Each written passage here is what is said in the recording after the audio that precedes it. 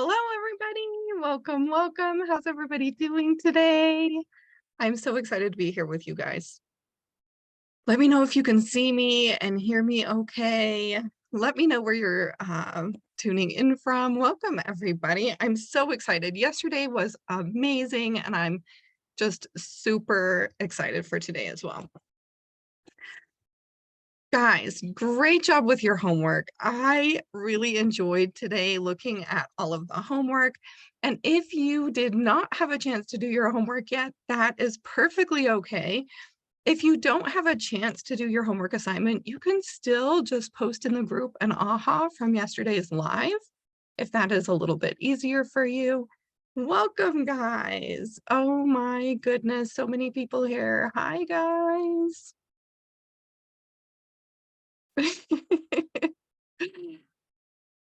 Hi, everybody. Hi, Amber. Hi, Samantha. Calgary. Is that Alabama? Missouri. Adelina. Oh, that's amazing. Have a fun time boating. You didn't miss today, Mary. You're just in time. Shar. Hello, Chris. Hello, Samantha, Sarah, Maria. If I missed anybody, I'm so sorry. Janine, Natasha, Charity, Nicola. Welcome in, guys. Maida. Hello, everybody. It's so good to see you guys today. Today, we're going to be talking about trusting your intuition. We're going to be talking about decision making. I'm going to be walking you through a visualization, and we're going to talk about all of the steps to trusting in your intuition and sharing in your magic. Hello, hello from Iowa, lovely, South Carolina. Wonderful. Let me go ahead and queue up my slideshow real quick and we'll get started, guys.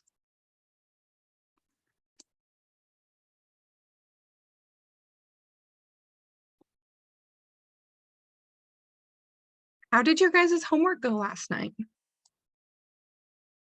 Did anybody have any questions on their homework?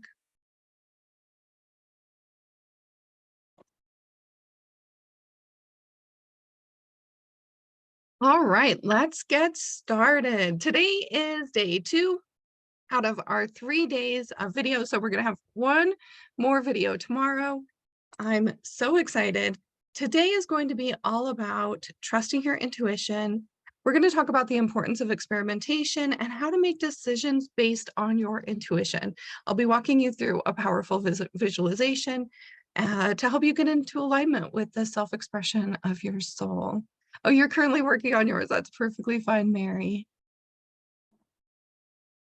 Found a blockage. The sun is shining. It's always a good day. It's true. I didn't talk about the other handout yesterday. Did you guys find it and check it out? Did you want me to talk about it today a little? Yes, I love homework too. It's always so much fun. So let's talk a little bit about me and trusting my intuition. I think for me, it definitely wasn't easy at first to trust my intuition. And I think too, I just had a lot of doubt. I had a lot of self-doubt. I kept second guessing myself. For me, it was just really hard to trust that it was actually intuition. So defining intuition was a really big step for me. And I'll kind of talk about the steps. These are the exact same steps that I went through when it came to trusting my intuition and stepping into my magic. And so we'll kind of talk about those steps in this presentation today. But what I found truly, what the true thing that turned everything around and made it just easy, so like it's just something that happened, is really aligning myself in my life. Hi, Sid. For me, it was getting into alignment with, and I talked about this a little bit yesterday, but that higher self, getting into alignment with this sort of divine nature, if you want to call it that, the spirit, right? That light within. Noticing that I'm not perfect, but I'm wonderful. So I think a lot of it has to do with self-concept. When we trust in ourselves and we view ourselves as worthy and dependable and trustworthy and having something of value to share with the world, then we're more likely to step into that. And so I think a lot of it coming easily had to do with other things that I was working on for other things anyway. So along the way and along the journey, the trust built and grew until it was just there, if that makes sense. We're perfectly imperfect, exactly. So let's talk a little bit about trusting your intuition. And we talked about this yesterday, but let's go even deeper. This is an invitation to ask yourself, how do you feel about you? How do you feel about others? How do you feel about the world, the universe, and what beliefs could be getting in your way? These are very important questions when you're ascertaining how much you're going to trust your intuition. I think what we forget is that we are our intuition. There's so much doubt and questioning, like, is this me or is this my intuition? They're the same, right? You are your intuition. And that's one of the reasons why it's so difficult to really put your finger on, this is my intuition, this is not my intuition. And that's why I really like that litmus test that I shared in yesterday's slideshow. Because even if it is you, even if it isn't your intuition and it is just you, it's still going to be empowering, kind, useful. That makes sense? So how do you feel about yourself? Do you trust yourself? Do you love yourself? Do you feel like you're worthy or good enough for your intuition or for psychic ability even? How do you feel about others? Do you think others are going to judge you if you reveal your intuition, your intuitive urges, even your intuitive practices? How do you feel others are going to react to that? How do you feel about others having their intuition? Do you have a belief, something like, oh, other people's intuition is better than mine? These are very important questions to ask yourself that'll help you learn a lot about your relationship with your intuition.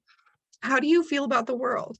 Is the world a beautiful, wonderful place that you get to live in and you get to celebrate every day? Or is the world scary? That's going to impact whether or not you can really step into that intuition. Because if you have a lot of fear, around yourself, the world, other people, the universe, for me, even I felt like the universe was punishing me at one point in time. So beliefs like that really get in our way of not only trusting, but also connecting, because they cause these sort of blocks in between us and our intuition, right? Self-love is so hard. I'm always nervous to be judged. The world seems so divided. I love the universe and know it has my back. Beliefs that get in the way, though, I'm not enough. I think that's super common, super, super common. Sid says, I feel like the world is amazing and terrifying at the same time. And I chose this picture on this slide as a reminder that the beliefs that we hold inside and how we think about ourselves are what we end up seeing on the outside. And so we will prove ourselves right. No matter what we believe, we will 100% prove ourselves right. This all makes sense. I'm starting to work through this all. Self-love really is hard. I totally agree. Yeah. Yeah. And we're going to talk a little bit more too about how to work through these and the steps that we need in able to go deeper. Because just asking the question brings us awareness, but then what do we do with it when we have that awareness, right? Yes, I think our inner critic can be so hard when we also fight with wanting to see and hold the positive energies. We doubt based on external conditioning from others. Absolutely. I'm working on being better about self-love and not doubting myself so often. Wonderful. And so what are some possible limiting beliefs that you hold? I'm going to read through these a little bit. This was my brainstorm today when I thought about like, what are the possible limiting beliefs that could be holding us back when we're not trusting our intuition? I'm not psychic enough. Who am I to be magic and get messages? What will I have to change if I listen to the messages? This was me, and I blocked out all messages for years because of this. I knew I was in a relationship that was unaligned. I knew if I asked my spirit guides about this relationship, what they would tell me. So I didn't even talk to them. So that has been very relevant to me before. So what will I have to change if I listen? What will others think? If they know about my intuition, what will they say about me? It's just too much for me. I can't handle it. When I figure out I can't do it, will I dislike myself even more? Will I be hurting my own relationship with myself if it doesn't work out? So then why try if I'm going to be in a worse position than when I started? What if I'm wrong? What if I make a mistake? This is a big one. What if it's not even real and I'm just making it up? So let me know what limiting beliefs you think you might be running up against. It's great to see how many of us can relate. Yes, yes, you are not alone. I'm not good enough.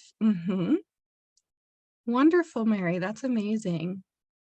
Yeah, when you're bullied for most of your life, you don't tend to have much self-love because it's all been taken out. It's true. And so childhood trauma, bullying from other kids, parents, family, friends, these have a huge impact on our self-esteem.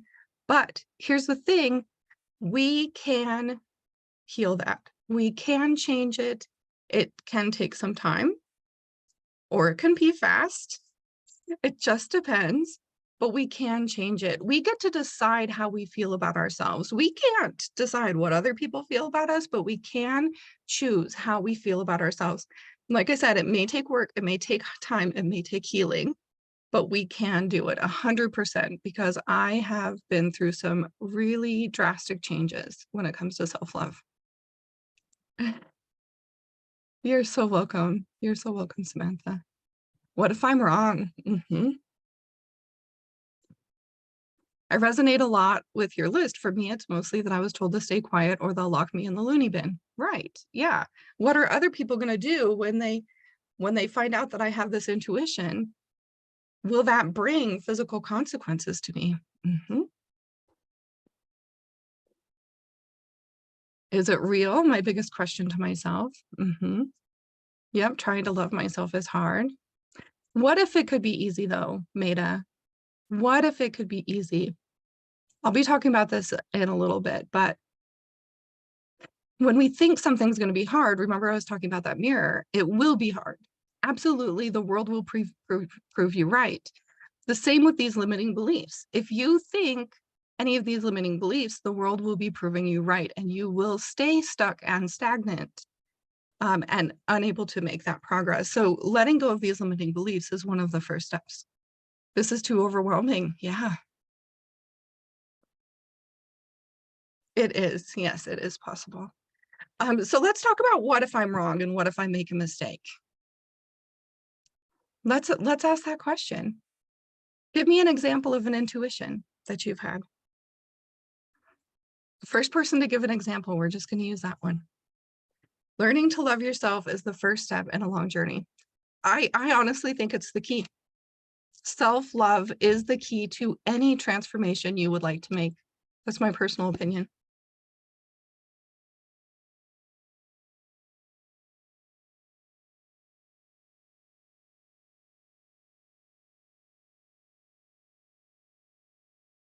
Knowing when somebody's lying to me. Okay, let's use Sarah's intuitive guidance here. What if Sarah's wrong and that person didn't lie to Sarah? What bad thing could happen?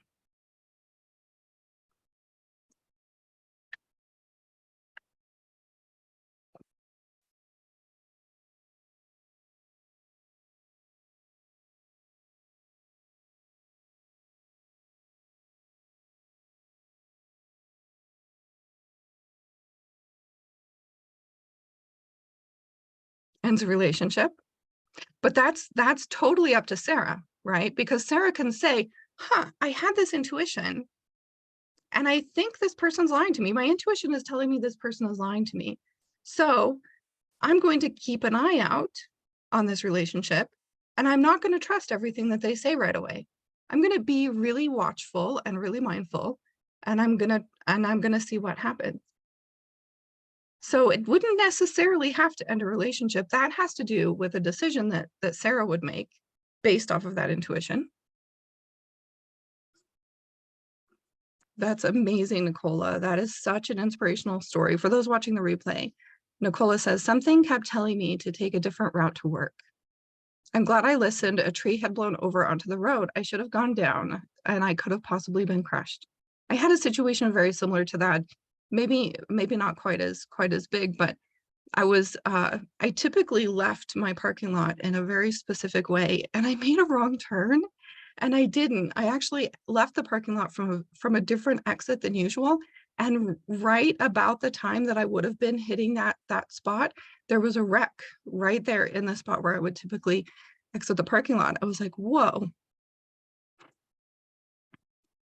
Samantha, I mean, nothing, right? We just make it up in our minds. Yeah. I know things before it happens, knowing when it's time for a change. Okay, so let's get back to the story with Sarah. So Sarah can choose not to leave a relationship over the perceived deception, but it can have Sarah be more aware and eyes open and watching for truths and watching for body language in the future. So it necessarily wouldn't do anything bad, but what good could it do? So what good thing can happen? Even if Sarah's wrong, what good thing can happen?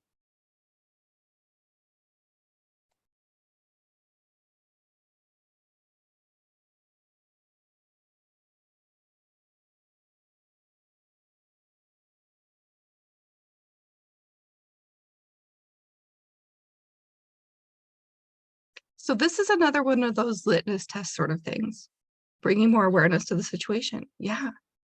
Keeping you more aware, listening to yourself, also better understanding Sarah's intuition. Maybe in the future, like Sarah's going to decide, oh, it wasn't deceptive after all.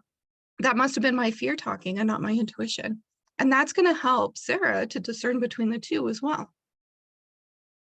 Yep. Yep. Becoming more aware in the relationship and more present. Exactly. Do you think that your intuition might give you a wrong message to still get a good result? Do you think that's possible? A light bulb for your inner self. Yeah. Better understanding of your messages. So I think what I'm saying is don't make rash decisions based off of one intuition. I mean, if you feel unsafe, leave a situation. But if you're not making rash decisions based on your intuition, who cares if it's wrong?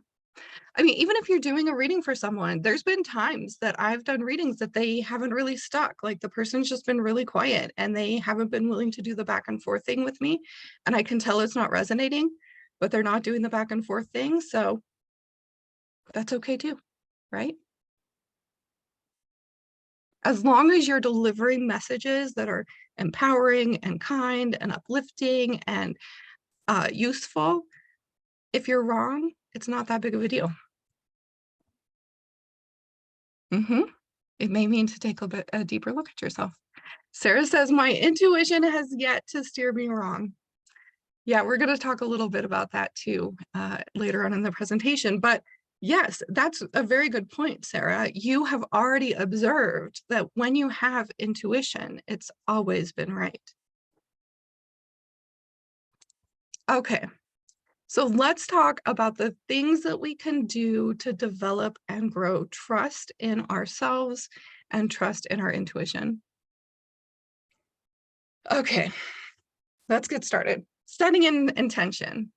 This is the key to anything, guys. You can have quick results just with setting an intention and making a decision to do something. Now, this doesn't mean you always will. I'm not going to say, like, you can say, I'm going to trust my intuition. And then the very next day you trust your intuition and you never have any problems. But setting an intention and stating it and saying, I'm going to trust my intuition, really meaning it, making the decision to do it can have huge impact. Now, be patient with it, just in case it's not fast, but be open to the fact that it could be fast. I'm kind of coming back to when we were talking about self-love is hard for me. When you believe self-love is hard, it's going to be hard. When you believe growing this trust is going to be hard, it's going to be hard. But be open to it being easy. And also be open to it taking a while, because there's a lot of things to unpack. And if you have one thing that's standing in your way, you find that one thing, you pull it out. It could be very quickly. If you have a bunch of things, it might take a little bit longer to unwind. But the thing of it is the more that you can be open to it being easy, the easier it's going to be. They call it women's intuition, but we know what it really is. Adelina, I try to remind myself that things in life are a lot like traveling. There are many roads to take from Idaho to Arizona, and each experience will be different depending on which highway I take, but the end result will still lead me to Arizona. This is so good for a future slide, Adelina. You're 100% in sync here. So I have faith that my intuition and my reaction always gets me to the right place. This is exactly the lesson I want to teach you in a couple slides.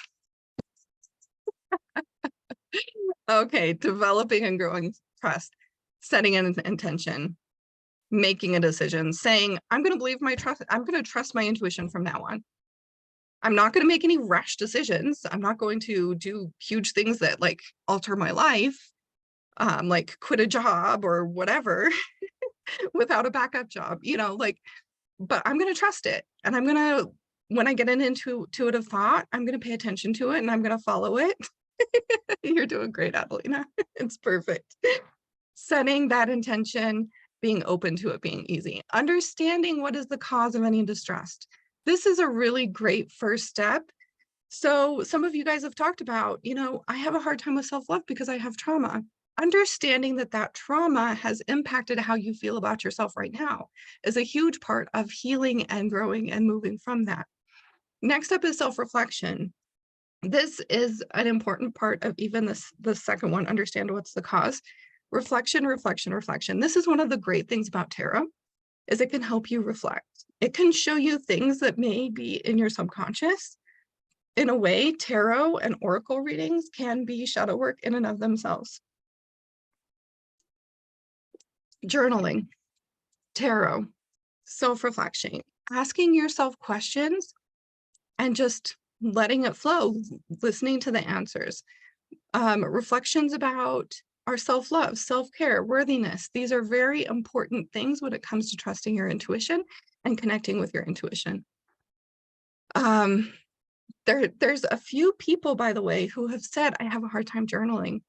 So if you have a hard time journaling is so important for this. Journaling can bring out things that you weren't thinking of, things that you weren't aware of. It can connect you with things that you maybe didn't connect before. If you cannot journal or you have a hard time journaling, I say get your audio voice recorder out on your phone, ask yourself the question, and then just verbally say it to your recorder. Or you don't even have to be recording yourself. You can just answer the question by mouth. Verbal processing is a very valid way of processing. I have several clients that work with me just for verbal processing of their feelings, emotions, etc., etc. So verbal processing is just as good as writing. If you have difficulties with journaling or writing or staying on task, try different things that can work. One of that could be just answering it verbally. Adelina says, so many times my cards just call me out on a message when I'm in denial. So I do find it helpful. Yeah. What I love about tarot is it's self-reflection plus reframing. So we have two very important parts of personal and spiritual growth that are being mixed into one medium, and it can be very beautiful, and a very beautiful way to look at things differently. A lot of, especially my early growth, had to do with oracle cards and pulling oracle cards around questions and thinking about whatever I was asking the question in multiple different ways. Perfect. I'm glad. Try that, Amber, and let me know how it goes. Yeah, I do that when I have a download coming through and I know I can't write it fast enough. Yeah, and there's also something else, guys. I tried this and I actually really liked it. And I'm somebody who does automatic writing too. And so it does help for me to flow. But I saw this on TikTok. Some girl was talking about it and it's really cool. You're gonna grab your journal, you're gonna write the date on the top, and then you're gonna ask a question. And instead of actually writing out the answer, you can do them however you want, but she was just doing like these squiggly lines. So it was like, what am I good at? Right, just something like that, just like squiggly lines instead of actual words and letters. And she said sometimes if she has something really powerful that just came up, she will write it in words like powerful thought here. She'll write it like this or something in actual letters. But the cool thing about that is a lot of times we can't write fast enough for that intuition to come in, and we end up feeling a little lost and maybe not getting everything that we could have gotten. So the scribble technique is really awesome too. I took a week and I did it every day. It was pretty cool.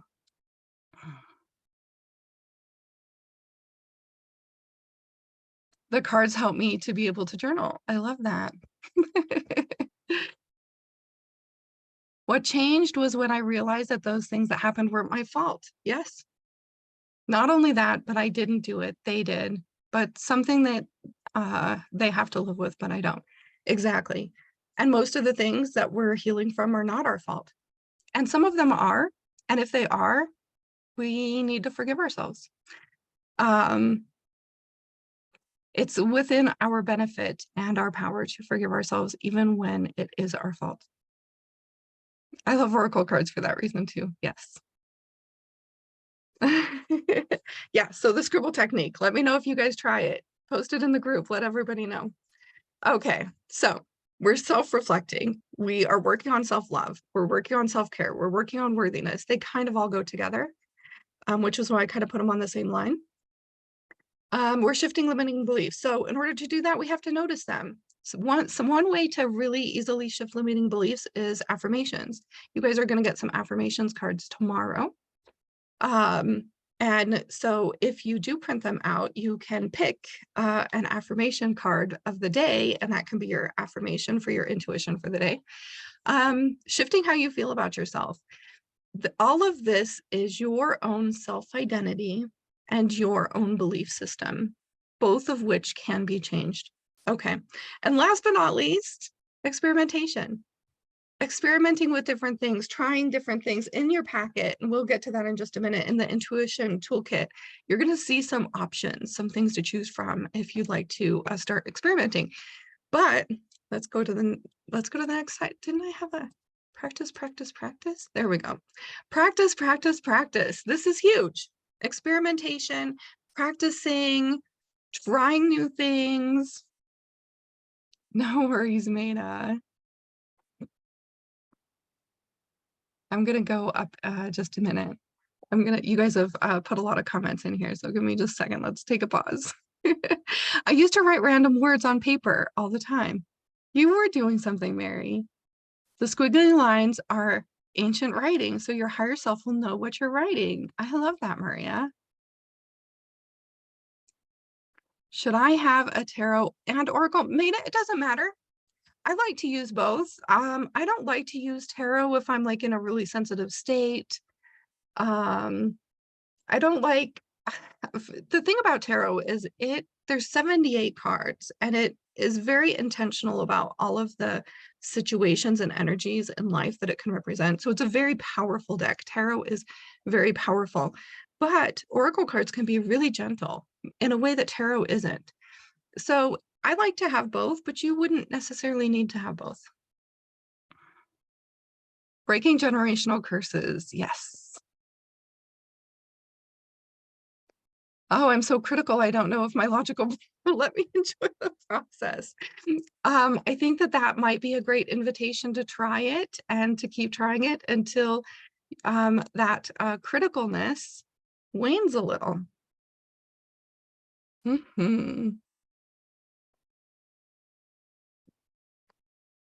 Oh, you have some affirmation cards. You use them every day. I love that.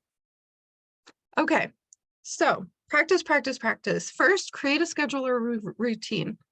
If you're wanting to increase your intuition, increase your confidence in your intuition, confidence is always built with practice. We cannot be confident about something. There's a difference between not trusting our intuition and not being confident about our intuition. In order to build that confidence, we need to practice. People want to be confident and they look at other people and they're like, oh, they're so confident at that. But here's the thing, you are confident in something. You have practiced something enough times that you are just totally confident in that. You can have that with anything. You just have to practice enough. Okay, hold yourself accountable, create a schedule or routine. We have the accountability partners here in the group. I'd love to hear if that's working out for you guys, if that's working. But finding an accountability partner to work through it with you, asking somebody to check in with you about it, holding yourself accountable in some way is going to keep you working towards that goal and keep moving forward. Creating a schedule or routine is really important. Putting it in your calendar, otherwise it's likely that it won't get done. So making room for it in your schedule, putting it in your calendar. I remember when I was really working on my self-expression through art, it was every Saturday morning from 10 to noon, maybe even 2, and I just respected that. Okay, it's Saturday morning at 10, I'm gonna, go do my bullet journal. So create a schedule and routine for you to do it, whether it's daily or weekly or even bi-weekly. Try new things, have fun with it. Give yourself the benefit of the doubt. Remember how I said it doesn't matter if you're wrong? What if you just let yourself be right and see what happens? And then track your progress. I use them together. They tend to complement and clarify each other. I totally agree. I use them together as well. Routine is key. Like the confidence to cook something without a recipe. This is a very, very good example of this. The first time we cook a recipe, we haven't even perfected it yet. So we may make mistakes in our cooking. There's something maybe undercooked or under seasoned. And we eat it and we're like, I could have done it in this way. And then the next time we do it that way, and it's even better, but we're still probably using the recipe, right? We might have even written on the recipe, change this out for this. And then by the time we've cooked it 20, 30 times, then we know it like the back of our hand. We don't need the recipe and we've already perfected the recipe. Yes, yes, yes.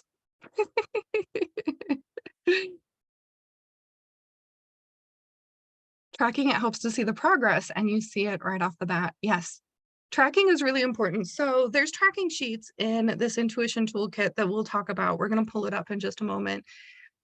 Tracking is really important. And if you don't want to print it out, you can just have one specific little journal for tracking your experiments, tracking your progress. Don't try to experiment with too many things at once. Maybe just pick one thing and do it for a week. If it feels good, maybe 2 weeks or 3 weeks. If it doesn't feel good, switch out after a few days or even a week. But try not to pile on too much.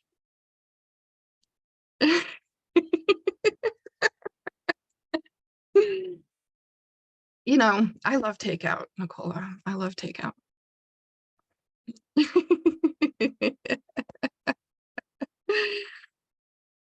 Okay, so let's look at this. Let's look at this guide real quick. And while we're doing it, I think we should also look at the other guide that we didn't look at yesterday. Okay, let me find my page, my page again. Okay, so let's look at the guides.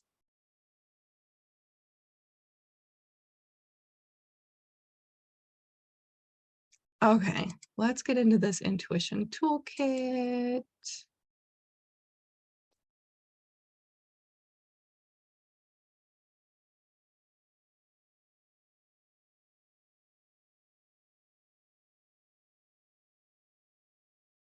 All right, let's take a look at the intuition toolkit.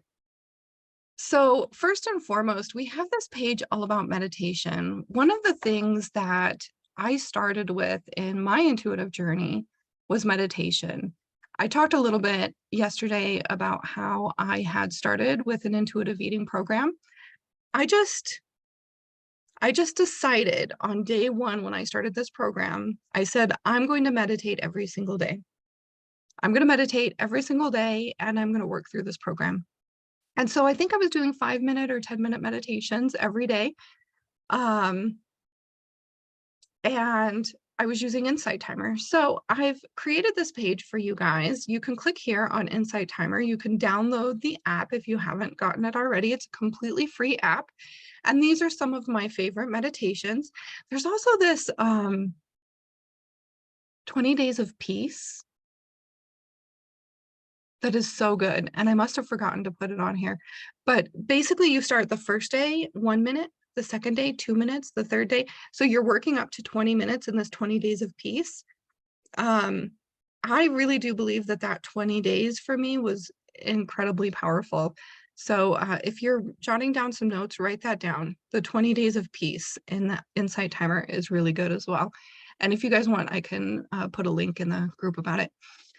So here's some of my very favorite meditations. This one right here, this Courage and Inner Power. This one I became addicted to. It's affirmations. And it just made me feel so good. I would sometimes so I was meditating in the morning. I would sometimes come home from work and listen to this because it was just so good. Here's some meditation teachers that I like. When you click this, it's going to take you to their teacher page on the Insight Timer. We've got some exercises here. So remember how I was talking about pick one exercise to practice and do that for like a week. Yeah, just that. Don't pick a whole bunch of them at once. You can even intuitively pick the one that's calling out to you first. And just try it out and play with it and have fun with it and allow yourself to see what insights you have. We've got some tracking sheets on it too, so you can start tracking your progress in that one exercise. Okay, I will definitely do that 20 Days of Peace link, Adelina. Yes, there's so much to choose from. Yes. So intuitive journaling, we talked a little bit about that. Self-reflection is a very important part of this process. Journal about whatever. Ask yourself a question. What do I need to do to help myself in my self-love journey? What can I do to show myself self-love? You can even pull a tarot card or an oracle card to answer the question and then journal around that. So you don't have to use that, but you can use that. Insight Timer is amazing, isn't it? Okay, intuitive card reading. Use a deck of oracle or tarot cards to practice intuitive card reading. Shuffle the cards and focus on your question or intention. Select a card and notice your immediate impressions, emotions, or thoughts. Pay attention to symbols, colors, images. Allow your intuition to guide your interpret of the message and how it relates to your situation. So this is just with one card. One question, one card, and you can even add the journaling to that as a second step. Body sensing. We've got intuitive walking, intuitive decision making. I don't think I added it, but intuitive eating, where you're really tasting your food. You're being very present with your food. You're being very present with the sensations of eating. What flavors are you tasting? What are the textures? Going slow, chewing slow. In health coaching school, we were taught 20 bites or 20 chews per bite. Try that. We also did 20-minute meals, trying to make your meal last for 20 minutes and putting away all distractions. So if you put away all distractions and you have your meal in front of you and you choose to take lots and lots of chews and you choose to really savor the flavor, the sensations, all of that, that's a really great practice in intuitive eating as well. And asking yourself, what would be good for me right now? is another good intuitive eating sort of technique. Here's some self-reflection journal prompts. So maybe you're going to do the intuitive journaling. You can just grab this page and journal on this. So there's some journal questions to help you with your intuition and to reflect on your trust in your intuition. I know, Samantha, I do too. I'm a very quick eater. You know, and I think, at least in the US, our school systems, I feel like we only give our kids like 15 minutes for lunch. So we've been taught from a young age to eat quickly. The hard part is trying not to turn what I see into what I want to hear. So it's okay if that's what you want to hear. It's okay. Sometimes we need self-validation. Sometimes we need validation from the cards. Maybe we want to hear that because we need validation in that aspect. Yeah, and in Canada too. Oh, Nicola, I never used to eat fast until my baby was born and I have to eat. Yep. Yeah, absolutely. Now he's a toddler. Yes, exactly. Okay, so here's some progress tracking sheets. So you can put a description of your insight or your experience. So maybe you're going to put up in this box, you know, something like intuitive walking, impact or significance. Maybe I was doing intuitive walking and I saw a bluebird, and we never see bluebirds here. And then impact or significance. Bluebirds were my grandmother's favorite bird, right? So just fill this out in terms of tracking your progress. And like I said, if you don't have a printer, you can just use this as a guide in your journal. And so you can just answer these questions or something that intuitively feels good, a question that feels good too. Synchronicities and signs. Synchronicities, description, interpretation or meaning, and connection to your intuitive journey. I think somebody was talking about seeing flamingos and that being their sign. So like maybe writing in this, I saw a flamingo today and here's what I was doing and here's what I was thinking and here's what I was feeling. And then here's the message that I thought that came along with this in this moment. If you see 333, what are you doing? What are you thinking? What are you feeling?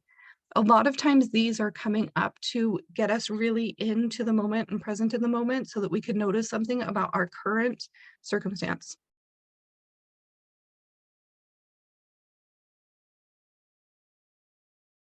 Did it kick you guys out?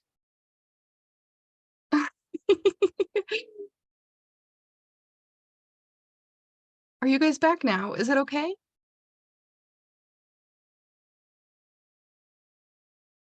Yeah, I think you're right, Adelina. I think you're right about the control with the eating. Okay, just let me know that everything's good now and then I'll continue.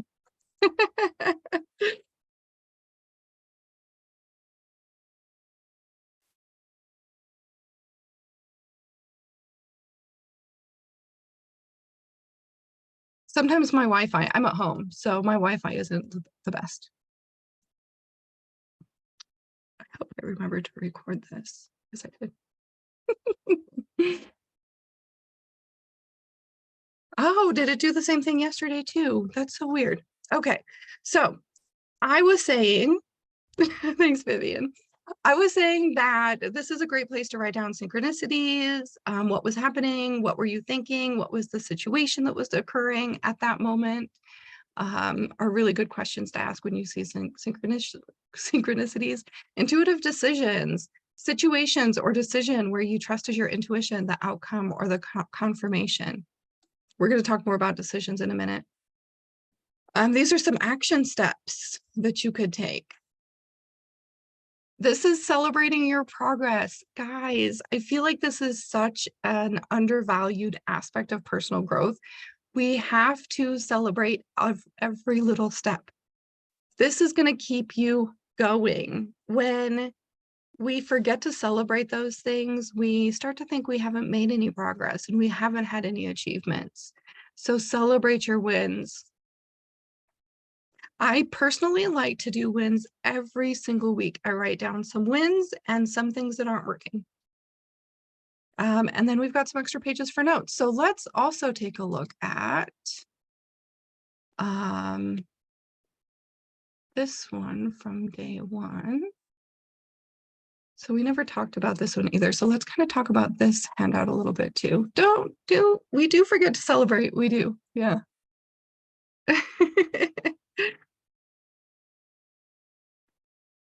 You guys are breaking it. It's because there's so many people here. Thanks for being here with me, guys. Okay, so the Intuitive Discovery Journal. This matches along with yesterday's lesson. So this is a journal to help you get in touch with your intuition, how you connect with your intuition, your personal relationship with your intuition. So this is just a really nice journal. When we're talking about self-reflection, you could pick any one of these questions as well. So this is just a really nice journal to help you deepen your personal understanding of your intuition.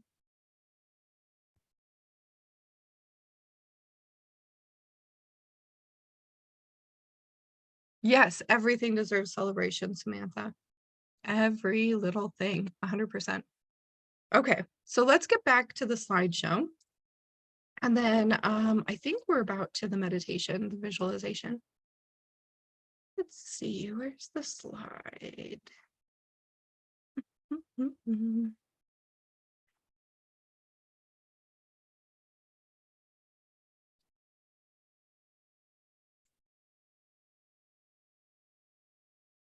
Okay.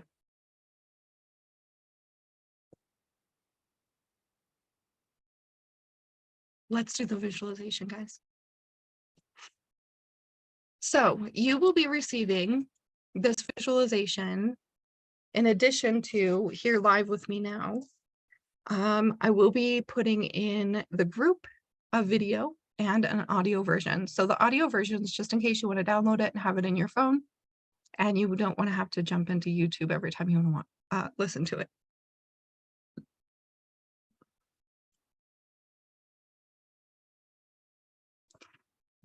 Chris, try leaving and coming back.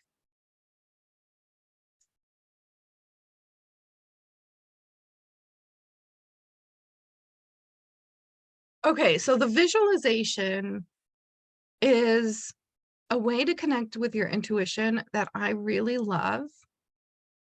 I feel like there's so many insights to be had from this visualization that I was really excited to record it for you guys. It's all about tapping into your future self and allowing yourself to get guidance from that future version of you. So I'm just going to wait 1 minute. Chris, are you back? And then we'll go ahead and get started. So feel free, guys, to start getting comfortable, getting into a comfortable position for the visualization.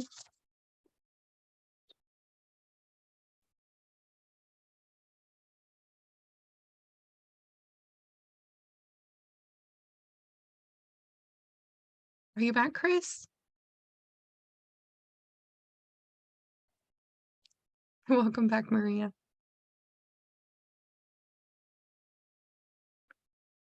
Okay, let's go ahead and get started. Chris can join in when they get back. Okay. Perfect, Amber. Okay, so let's go ahead and get started. Go ahead and find a quiet, comfortable place where you can relax without distractions. Go ahead and sit or lie down in a position that allows you to feel at ease. Take a few deep breaths, inhaling slowly and exhaling fully, allowing your body to relax with each breath.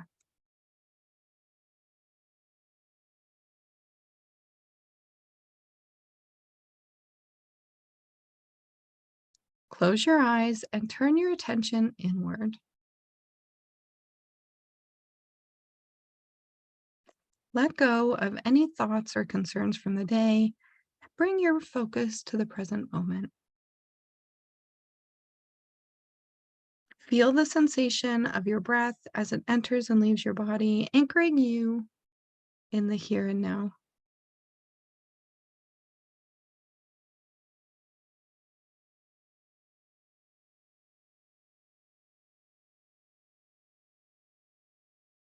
Imagine yourself in a peaceful, natural setting.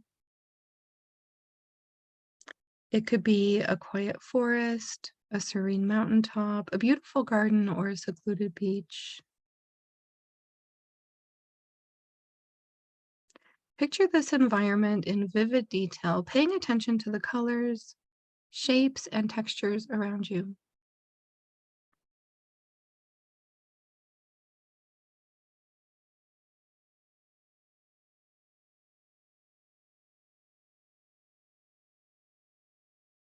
Engage your sense of hearing by tuning into the sounds here. Listen to the rustling of leaves, the distant sounds of waves, the gentle breeze, or the chirping of birds.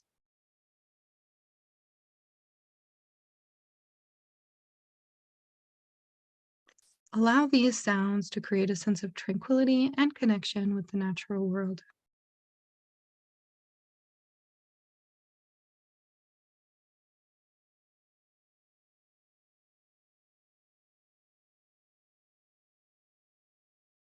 And as you immerse yourself deeper into this environment, ask yourself, what do I want?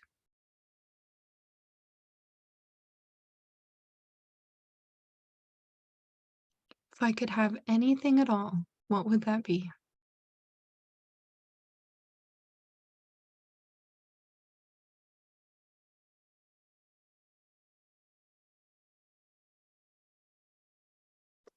What would having that mean for you?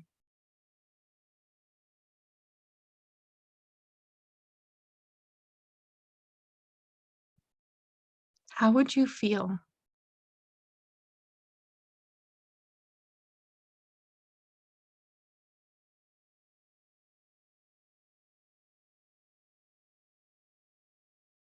Imagine for a moment a future version of you who has already achieved this outcome. This version of you who trusts in and uses their intuition effortlessly.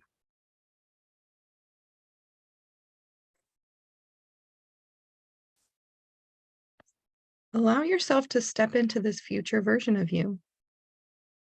Place your fingers in your finger slots or in their finger slots, your toes in their toe slots, and breathe with their lungs.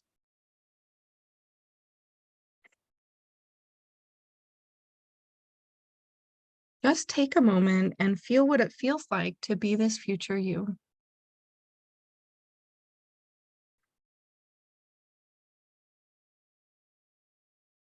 Take a look around and take in your surroundings in this future life. Take a moment to absorb these surroundings using all of your senses.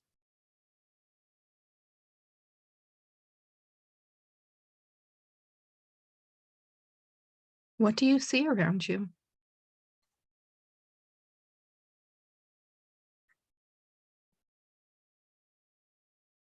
Who else is there with you?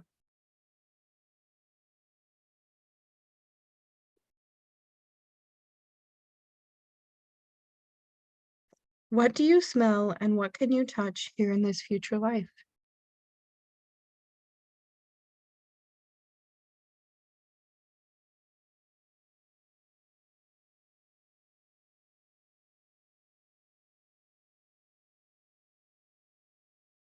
Take all of these sensations in. Move through this future life, exploring with curiosity and openness. Allow your intuition to guide you towards significant experiences or encounters that hold valuable insights for you.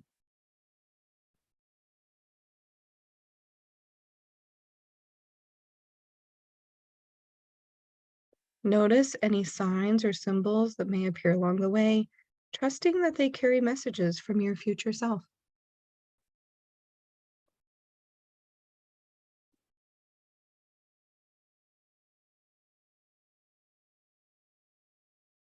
Take a moment to ask this future you if they have any advice for the you here now.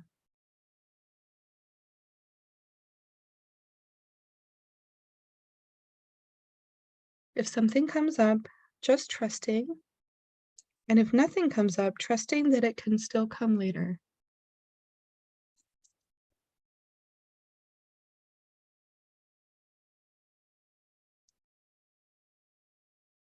Feel a deep sense of gratitude for this connection and insight from the future you.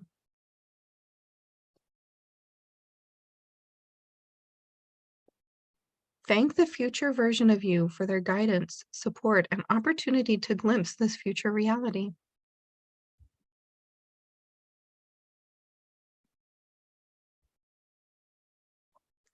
Know that you carry the essence of this future life within you as you return to the present moment. And as you return back to the you here now, continue to feel the sensations that you felt in your future life. Return your fingers to your finger slots, your toes to your toe slots, and breathe with your lungs again.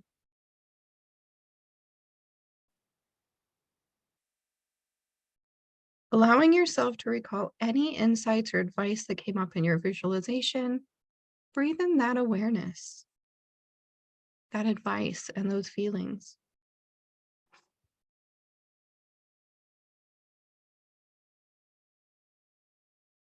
Allow it to fill up your lungs,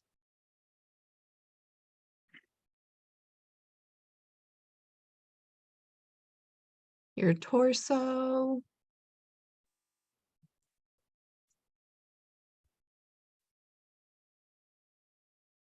your head, your legs and your feet, and your arms and your hands, every bit of your DNA. Allowing your breath to integrate every bit of this advice and feelings and sensations.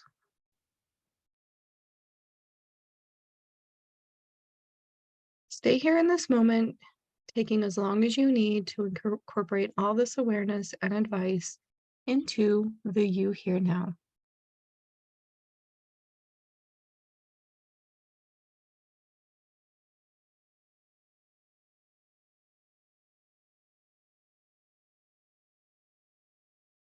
When you're ready, go ahead and come back to the room.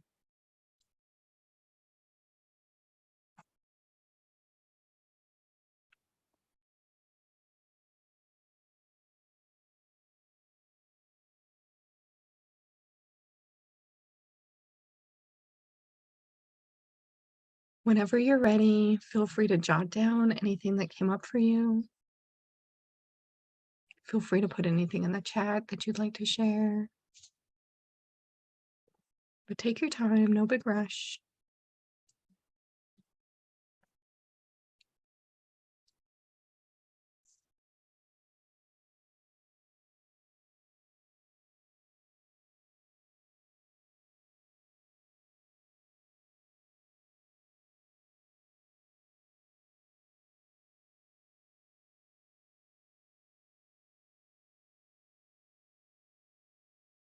My whole body is feeling buzzy and floaty. Great practice. Yes, chin up was my message. Future self and I made the shape of a heart. Oh, almost like just good. Yes, you're so welcome. It feels nice and relaxing. I think my biggest takeaway is that what I saw was warm, inviting, and a reminder that it will come to be. Yeah. My brain immediately visualized an overgrown cemetery in spring. Interesting.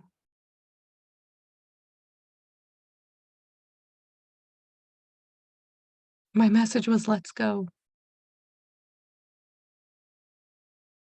Maria, this was powerful. Saw myself in my new home. I told myself to remove your bondage and release yourself. Be who you are meant to be. Yes.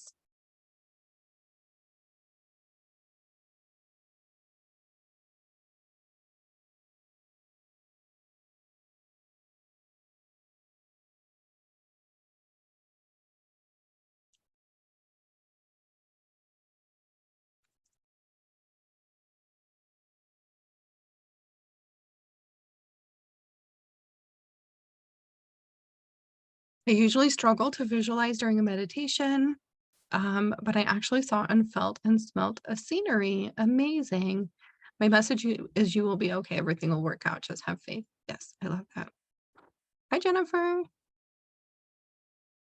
Something I like to think of too, because I've been through a lot of visualizations similar to this one, and I've led so many of them because I used to do this every first quarter moon and last quarter moon. Um, think about how that message felt to you.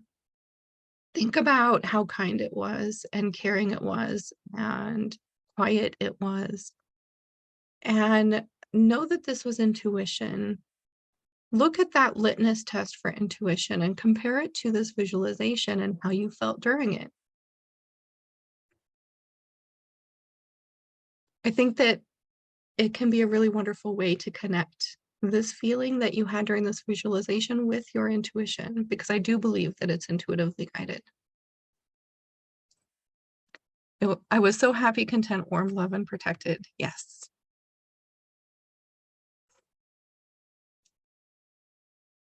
Yeah, you'll get the replay, Pamela, and it's going to have some nice background music, so it's going to be even better. I didn't put it out yet because I wanted your guys' first experience to be live with me. My message was to quietly listen and trust. Oh, yeah, it was like a whisper. I was so calm and relaxed, happy. Yes. Thanks for sharing, guys. It's making me tear up a little bit. Well, I'll be doing that again then. Yes. You're going to get the visualization. You're going to be able to do it as much as you want. I think it's really good to at least every couple of weeks to do this. It helps you connect in with that visualization, because no matter what you're visualizing right now, you'll likely make changes along the way to it. You'll likely decide something else is right for you, and you'll start to, but it'll push you in the way that you're meant to go, and it'll push you in a very beautiful place. But I like to do it about every 2 weeks. So monthly, every 2 weeks would be a great frequency to do that meditation. Okay, let me share my screen again. Okay, so we're going to talk about decision making. I promised we were going to do that. We already kind of talked about it a little bit, right? I said, don't make any huge decisions based off of your intuition at first. Make sure the stakes aren't as high. But let's talk about decision making. Oh, Chris had goosebumps and tingles on my head. Yes, words, patience, practice, and knowledge. Yes. Quite a few of you have already been through a similar meditation with me, haven't you? Okay, let's do it. Okay, decision making.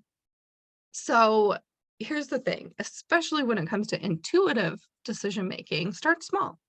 Try intuitive eating, intuitive purchasing for small ticket items. So this would be the intuitive eating that I was talking about, asking yourself, what would feel good right now for me to eat? And then eat that thing. Start practicing living into your intuition in little tiny small steps. And then as you grow in your confidence, you'll start doing more and more. So I really incorporate this in my business the most, but depending on, maybe you're a parent and you're going to use your intuition to help you soothe your child.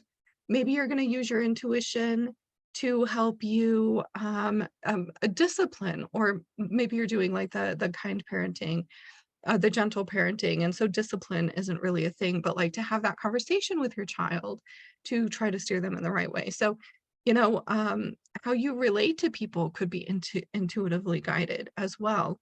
But start small, start with low stakes, and decide what you're going to practice in terms of decision making and in terms of intuition.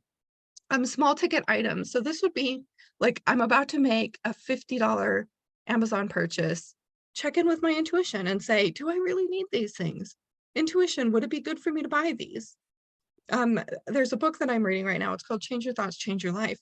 And he mentions maybe you're just going to want to donate the money instead. Maybe you're going to want to buy one for you and buy one for somebody else in addition.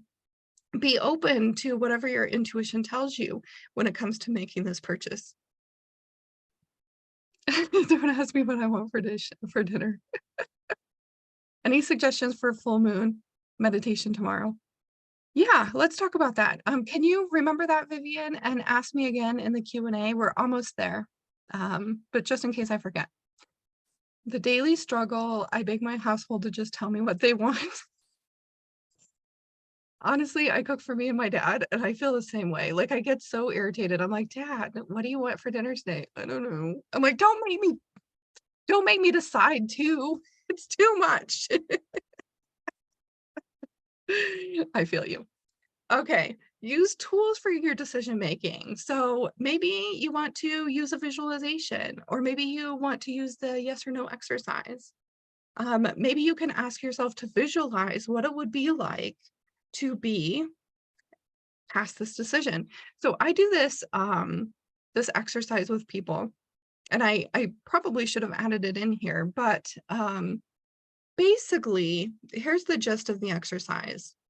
I do this sometimes in my readings too. So if you're somebody who's planning on doing public readings, this is definitely a really wonderful thing that you can do in readings for people. I always ask, would you like to do an exercise to help you make this decision? And then most of the time they say yes. And then I tell them, stand in a neutral space with enough space around you to step to the right and to step to the left about a foot. Right? So they stand there. And then I say, okay, assign one decision to each spot. So yes, I'm going to move. No, I'm not going to move. Right? This goes here, that goes there. And then you say, okay, step to the right and imagine yourself in that situation. You've already made this decision. You've taken that step. You're stepping into that future version of you. How do you feel? Right? So we're using those sort of bodily, the yes, no feelings to put ourselves in that place that we've already done the thing. And then I have them step back into the neutral position. I have them shake off and then step to the left and feel what that feels like. This is a really great way to make a yes, no, like two choices decision. It'll give you a lot of intuitive guidance when it comes to making a decision. Intuition is just one part of the decision making. We talked a lot about that yesterday. We use logic, we use intuition, we use discernment. All of these play into maybe you do a pros and cons list and the pros are really long in this side, and then you do an intuition and it chooses the same side. It can be more reinforcement, but you don't have to make your decisions based solely on your intuition.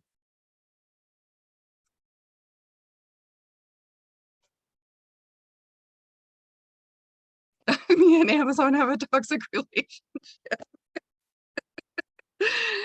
You gotta love the delivery. My intuition will be rolled every time. I always need to purchase whether it's needed or not. So funny. You're like, oh, intuition says no, but I'm gonna do it anyway. Oh, yes. I like buying cards too. I personally really like indie cards, so they end up being a lot more expensive. I just bought a shower curtain that's an orange cat riding a shark. Excited. I love that. Oh my goodness, you guys. Yes, it's a really wonderful exercise, Adelina. It's really easy to do, whether you're doing it for yourself or you're walking someone else through it. And the visual here is perfect for that as well. You've got the Y shape and you're stepping to the left, you're stepping to the right, you're stepping back. It is just like muscle testing, yes. Oh my goodness. I might not have that many, Adelina. I should probably count. Okay, so Adelina very well framed this in a comment much earlier ago in this live, but there's no wrong path. There's no wrong path. We get so worked up in the details of what if I make the wrong decision? But what if you make a different decision? What if you would have got to the same place anyway? I love how you phrased it in like, I can leave and go two different ways and still get to Arizona. It's true.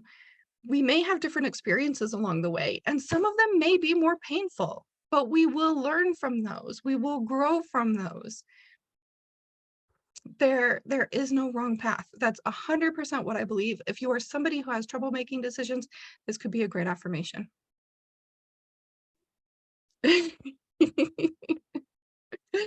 There's no wrong path, guys.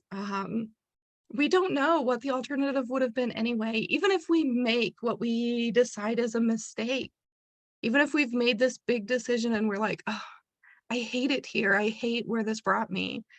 We have an opportunity to change that. We have an opportunity to change again, to move again, to change it, whatever that is. We have the opportunity to, make adjustments and keep going. And we don't know what would have happened if we had chosen the other thing. Maybe something even worse would have happened.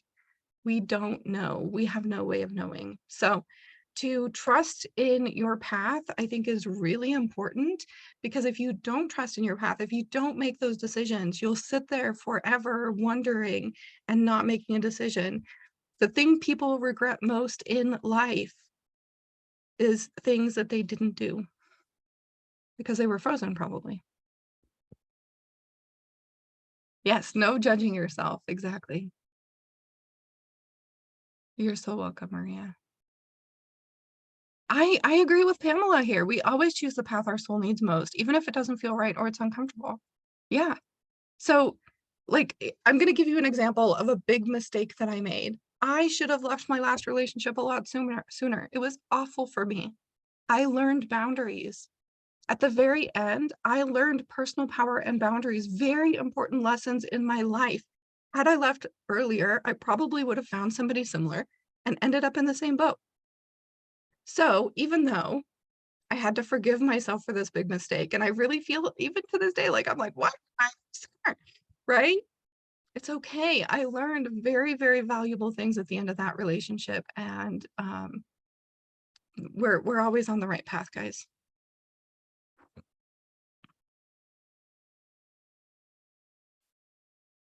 Okay, next. Okay, so we're going to talk a little bit about magic and intuition mastery. We did have some questions about this as well, but I wanted to walk you through the steps exactly that I think are the best steps to have the fastest result when it comes to trusting your intuition and stepping in to your magic. So phase one, the first thing that we're going to go through in magic and intuition mastery is connecting with our intuition. It's everything that we learned in day one. We're going to cultivate a mindfulness practice. This is so important. You do not have to sit down and meditate for 5 to 10 minutes a day like I did, although it's a wonderful way to create that mindfulness practice. There's going to be a lot more options for you. Things like just being mindful is a really good option.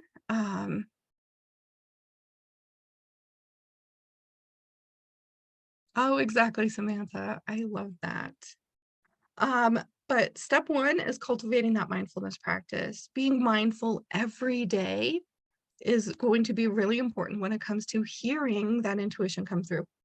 Practicing active listening. I'm going to teach you guys how to hear it, how to actively listen, and how actively listening in all areas of our life can lead to hearing our intuition better.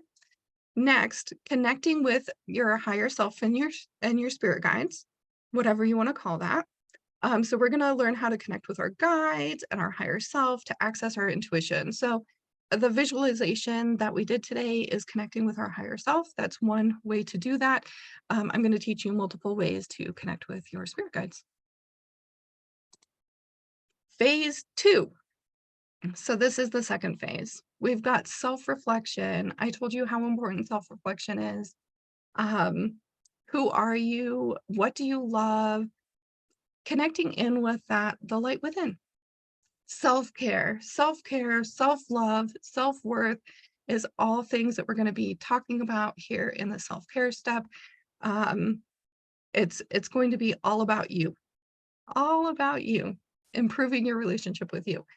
Step 6, experimenting with your intuition. We're going to go through lots of ways.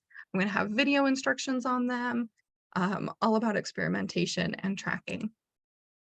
Phase 3, the last step into your magic. So after we've finished listening to our intuition, and then we're trusting our intuition, then we're going to start to step into our magic, really embodying that soul's mission, that soul's expression, sharing our unique talents and gifts with the world.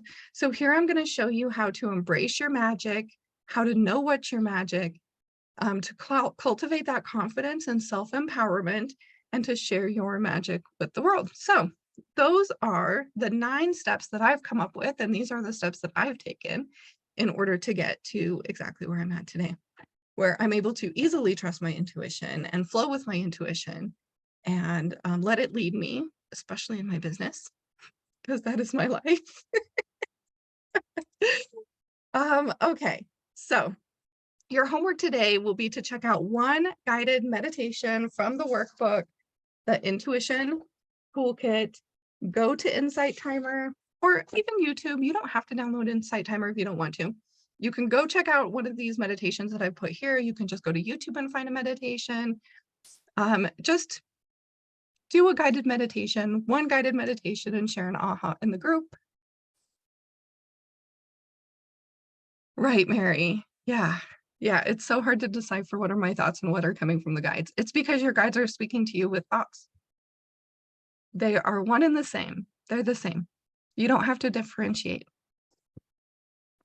Yeah.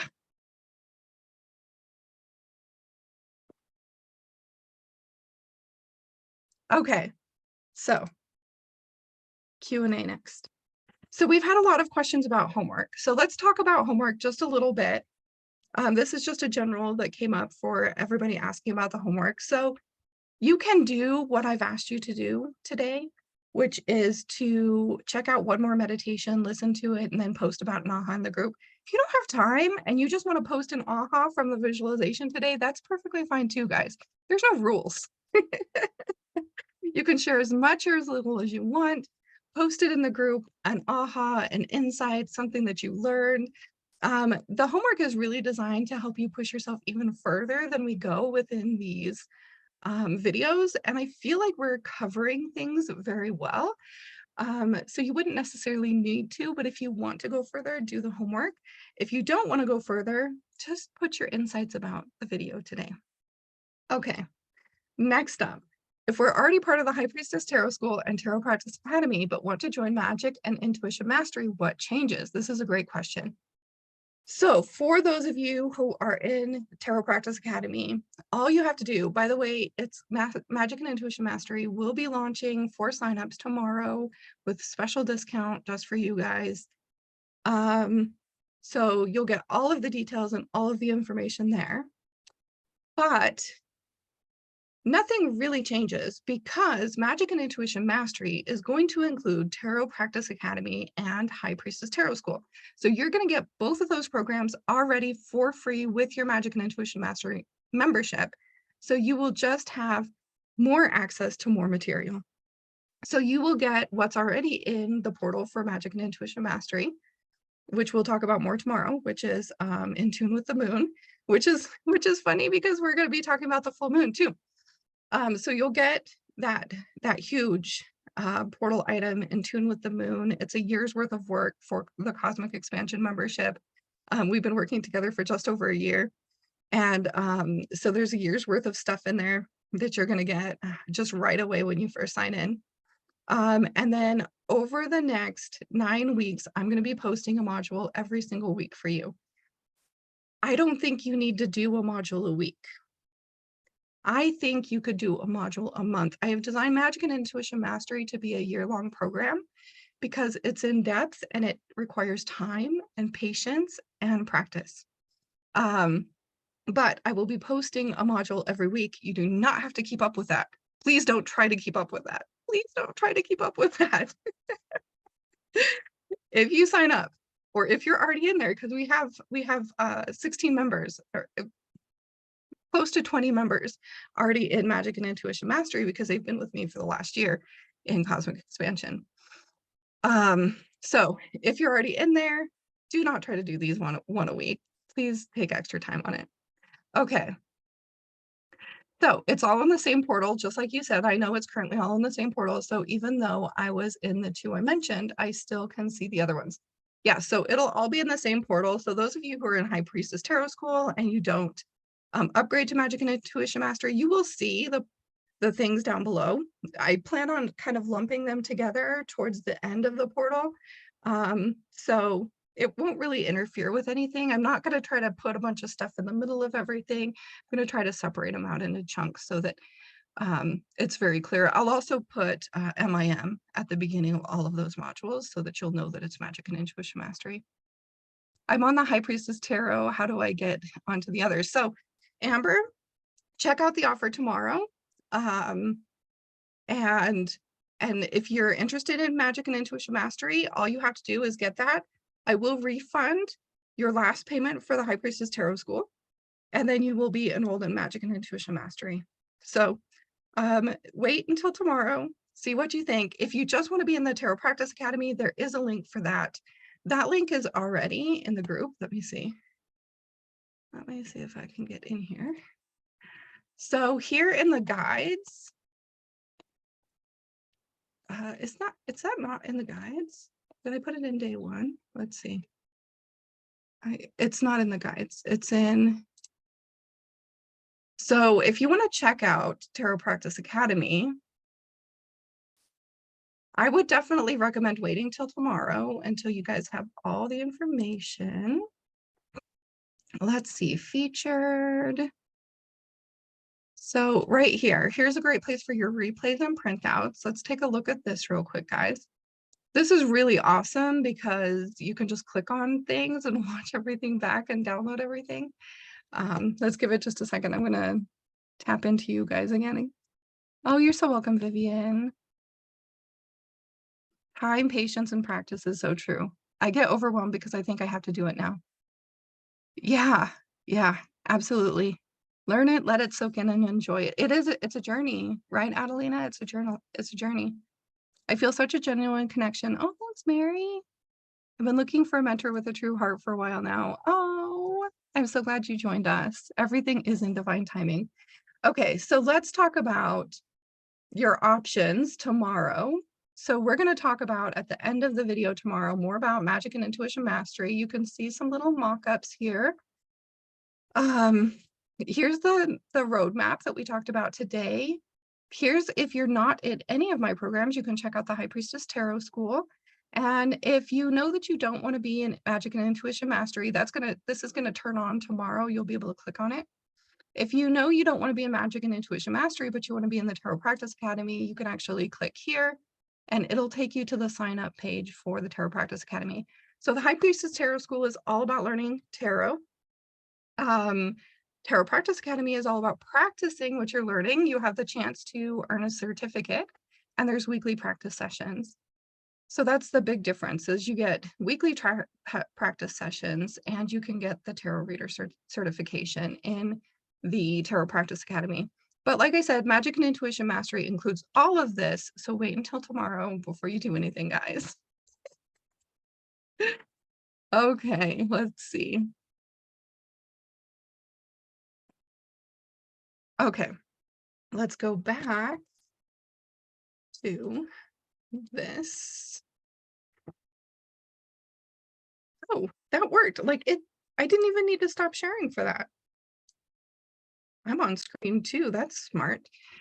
Okay, so let's see. I think that's our last one. That's our last one. So let's talk about the full moon. So tomorrow is the full moon in Capricorn. Let's see. Let's see what I can give you guys from the portal. How about that? Would you guys like something from the portal for Capricorn full moon tomorrow?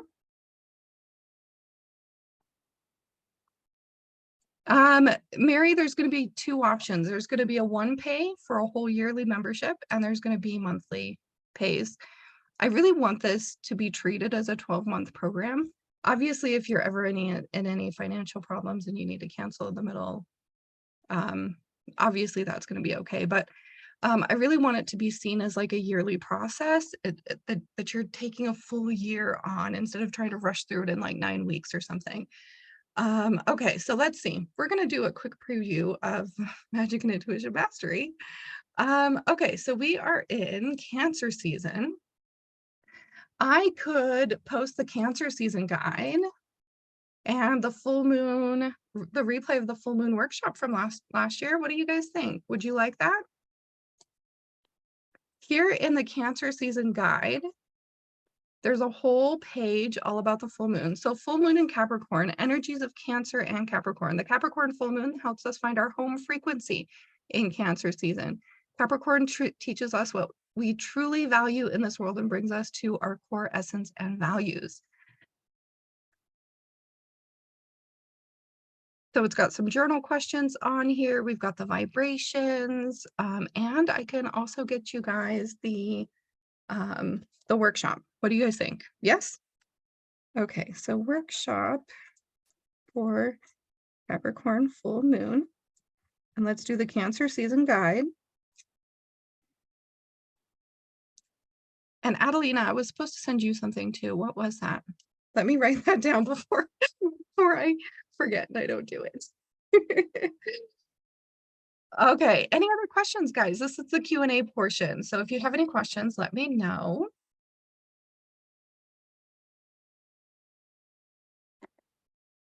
Your birthday's on July 14th. That's amazing, Shar. Happy Cancer. I forgot. I'll go back. I'll look. Did I say? Oh, the 20 days, right? The 20 days of peace, that meditation, right? 20 days of peace. Okay.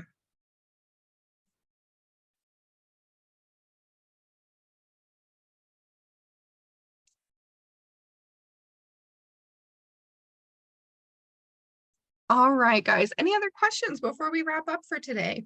I'm so excited for tomorrow. Tomorrow, we're going to be talking about stepping into our magic. We're going to be going even deeper there.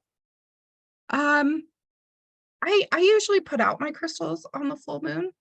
But I'd love to hear from you guys. Do you guys work with crystals on the full moon? I put mine out on the full moon to charge them. I set intentions for you, sometimes moon water and sometimes my crystals. Honestly, I have crystals all around me, everywhere.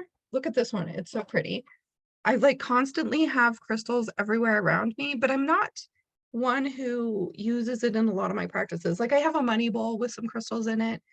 But I tend to not meditate with crystals. I tend to not necessarily use them in my practices. Maybe some of my spell work. I sometimes use crystals. I put water out. If we get the intuition one, do we get access to all of the course? Yeah, you'll get all of them, Mary. Magic and Intuition Mastery will include High Priestess Tarot School and Tarot Practice Academy.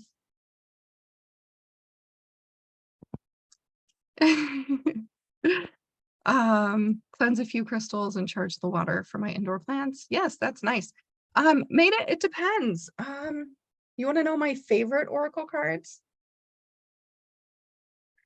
I like the Activation Oracle by Kyle Gray. That's one of my favorites. It's definitely like for growth though. It's like these powerful activation energies. But it's kind of hard to answer that question because if I want something for moon work, I like to use my Moonology manifestation cards. If I want something for, powerful activation energy, even during moon work, I use Kyle Gray cards. If I want something soft and gentle, especially for a client who has lost a family member and that's what they're coming to me for, I use my angel cards by Kyle Gray. These are really great. Shaman's Dream. I'm looking to see how many are within reach. My Shaman's Dream oracle cards are some of my favorites. For stepping into your magic, what we're going to be talking about tomorrow, the Work Your Light oracle cards are great. I don't know. I have so many and they're all good for different things, I guess. So ask yourself, Maida, what am I working on? If it's self-love, for example, I know we've talked about that quite a bit. Maybe you're going to want to get an oracle deck that's specifically designed for self-love. Jennifer, should I put my crystals outside in the moonlight to charge up? So yes, if you have a chance of rain, be careful about which crystals you put out because you don't want them to get rained on. Some crystals dissolve in the rain. You're so welcome, Vivian. But yeah, you could definitely put your crystals out. I like to also set an intention. So for my crystals, I intend to cleanse them. I intend to have light energy. If I'm working on something specific, I might charge certain crystals with what I'm working on. So for example, you could charge self-love into your crystals or your moon water. I'm literally surrounded by crystals and I make moon water and charge my cars and crystals with the full moon. Same Mary. See, I don't like to use moonology for the full moon. I like to use anything but that. Yeah. Yeah, it is. It's so personal. Adelina, right? Like that's how I like to use my oracle cards, but Adelina doesn't like it for that. Adelina likes to use them at other times. So, yeah, I think it's really easy to get a ton of cards and you don't need a ton of cards, but it's fun. What if my window doesn't get direct moonlight? Well, you can put them outside, Jennifer, but if it's gonna rain, you might want to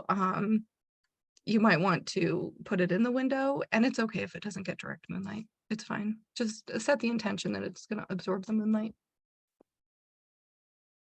Yep, I set my intentions to release any energy that's not needed. Yeah, I like to do like what I call a full moon shower. I don't have a bath here anymore. But I take a shower and I let everything wash away for the full moon. It's a great time for release. What's an oracle? Okay, so my favorite for shadow work, this was specifically designed for shadow work, and I know it's backwards for you guys, but it's called Earth, Moon, and Shadow Oracle. This is an indie deck. I'm sorry. Um, but it is definitely my best for shadow work. It's specifically for that. It's beautiful. It is Rue and Vervian. Rue and Vervian. I would go to their Instagram. You don't want to get a knockoff deck. You want to get a authentic deck. They're quite beautiful and shadowy. This is definitely my favorite deck for shadow work. You found a shadow deck for shadow work. Awesome. Oh, I love that, Samantha. Yeah, you can make moon water. Yes. If I put my crystals out in the full moon, it wouldn't be full anymore by the time I finished. You have so many. Just open your curtains and tell the moon to come join your crystals. You don't have to do it. There's no shoulds, Jennifer. There's no shoulds. You can do it if you'd like to. There's no shoulds. Any other questions, guys?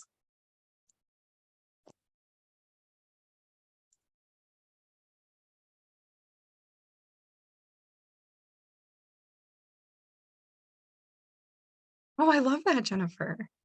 It's very psychic stone.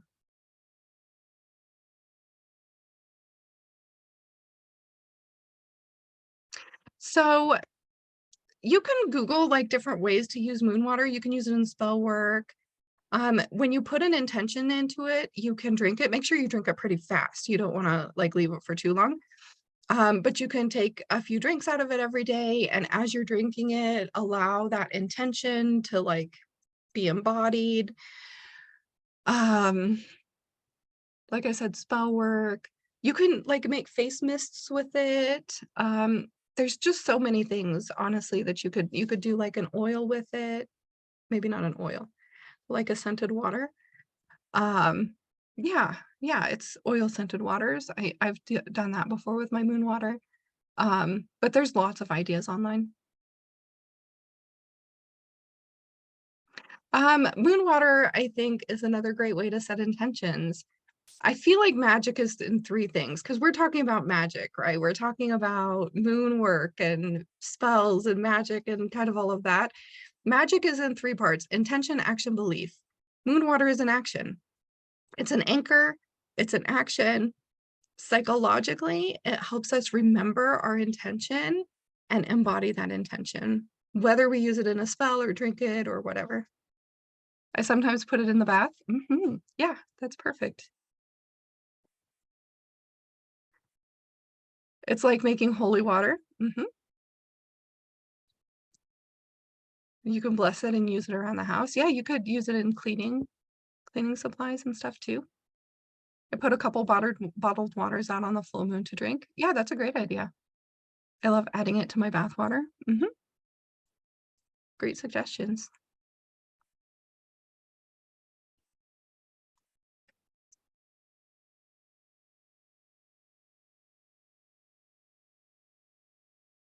That's an amazing price, Sarah. That's awesome. Any other questions, guys?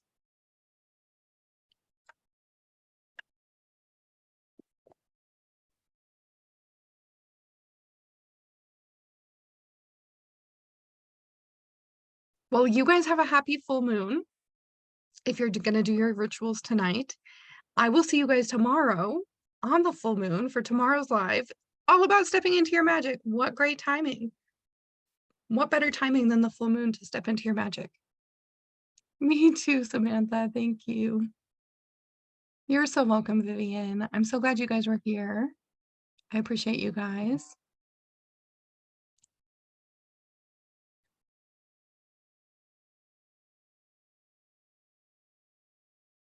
Okay, guys, have a great day. I'll see you tomorrow. You're welcome. Bye. I'm going to post everything in the group right away. And then the replay will come in a little bit. I'm going to have to drive to the library and stuff, but the replay will be up soon too. I mean, you can watch it here in the Facebook group right away, but I'll be posting it on YouTube soon. You're so welcome. Bye, guys.